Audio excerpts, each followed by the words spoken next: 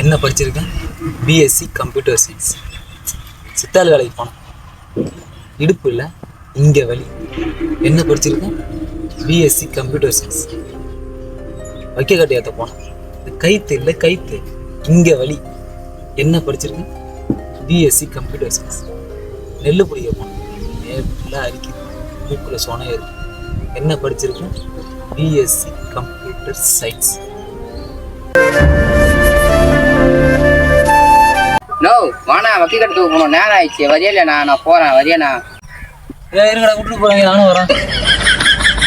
கருவறை முதல் கல்லறை வரைக்கும் சில்லறை வேணும் சிநேகிதா. கடவுளை கூட பார்க்கணும்னா காசு வேணும் சிநேகிதா.